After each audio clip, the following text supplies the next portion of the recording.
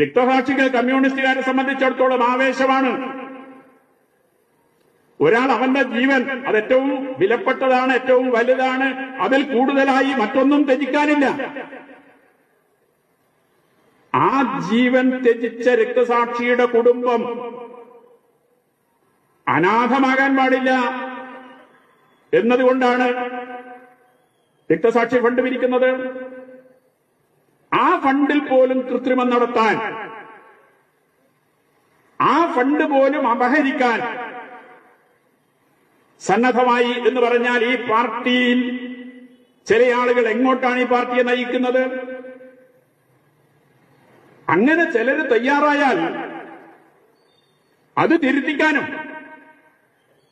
ആ തയ്യാറായവരുടെ പേരിൽ നടപടിയെടുക്കാനുമല്ലേ പാർട്ടി നേതൃത്വം സന്നദ്ധമാകേണ്ടത്.